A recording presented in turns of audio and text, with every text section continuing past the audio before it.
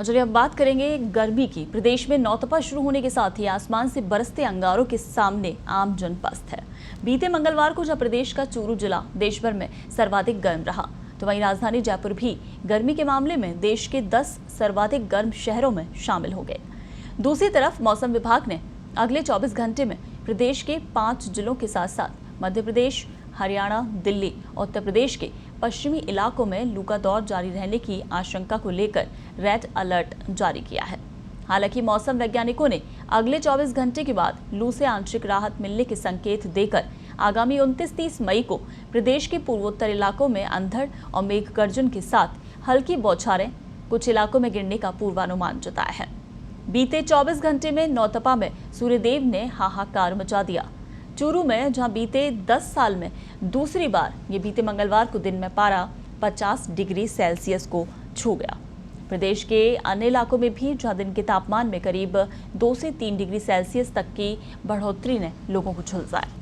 तो आसमान से बरसती हुई आग के सामने आमजन पूरी तरह से पस्त नजर आया। वहीं दिन में शहर की सड़कों पर भी लोगों की आवाजाही बेहद सामान्य दिनों की तुलना में काफी कम नजर आई। राजधानी जयपुर में जहां बुधवार सुबह करीब 20 किलोमीटर प्रति घंटे की रफ्तार से चले उत्तर पश्चिमी हवा से मौसम शुष्क रहा। सूर्योदय के साथ ही शहरवासियों को गर्मी का एहसास हुआ और सुबह 9 बजे ही शहर का अधिकतम तापमान 35 डिग्री सेल्सियस तक जा पहुंचा। वहीं स्थानीय मौसम केंद्र के अनुसार बुधवार को यानी आज शहर में मौसम शुष्क रहने और दिन का तापमान 44 डिग्री सेल्सियस के आसपास रहने की संभावना है। तो पूरे प्रदेश में भीषण गर्मी का दौर ये जारी है। नौतपा शुरू हो चुका है, उसी का हाहाकार है कि आसमान से आग बरस रही है। प्रदेश के 27 जिलों को लेकर मौसम विभाग ने रेड अलर्ट जारी किया हुआ है। वहीं आपको बता दें कि कल मंगलवार को चूरू का तापमान, जो कि देश में सबसे ज्यादा तापमान रहा, 50 डिग्री सेल्सियस। चलिए मौसम को लेकर ज्यादा जानकारी और अपडेट के लिए हमारे सहयोगी आनंद फोन लाइन पर हमारे साथ जुड़ गए हैं। आनंद, मौसम को लेकर आज क्या कुछ अपडेट है, क्योंकि 27 जिलों को लेकर बताया जा रहा है कि एक बार फिर से रेड अलर्ट की चेतावनी मौसम विभाग की तरफ से।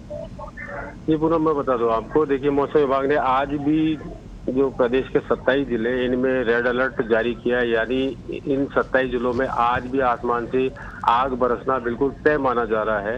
इन जिलों के बाशिंदों को भीषण गर्मी और सूर्यदेव के प्रचंड प्रकोप से राहत मिलने की उम्मीद फिलहाल नजर नहीं आ रही है। देखिए, एक बात और इसमें मौसम विभाग ने जो बताई है, जो हमें जानकारी मिली है, उसके अनुसार 29 और 30 मई को प्रदेश के खासतौर से पूर्वोत्तर इलाकों में पारे में गिरावट हो सकती है। कहीं कहीं मेघ गर्जन के साथ हल्की बौछारें भी गिर सकती है। तो ये माना जा रहा है कि फिलहाल बुधवार और गुरुवार यानी अगले 2 दिन जबरदस्त गर्मी का सामना प्रदेशवासियों को करना पड़ेगा। जी आनंद, कल जिस तरह से चूरू सबसे ज्यादा गर्म शहर रहा, 50 डिग्री वहां पर तापमान था, देश का सबसे ज्यादा गर्म रहने वाला शहर था।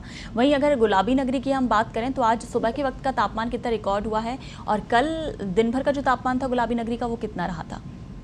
ये देखिए, जो अगर मंगलवार की बात करें तो इसमें जयपुर शहर का जो कल का जो उसका रात का तापमान था वह 33.2 डिग्री सेल्सियस था। बीती रात इसमें आंशिक बढ़ोतरी हुई है और आज जो जयपुर शहर का तापमान है 33.6 डिग्री सेल्सियस रिकॉर्ड हुआ। रात के तापमान में बहुत ज्यादा बढ़ोतरी नहीं हुई है जयपुर शहर के में।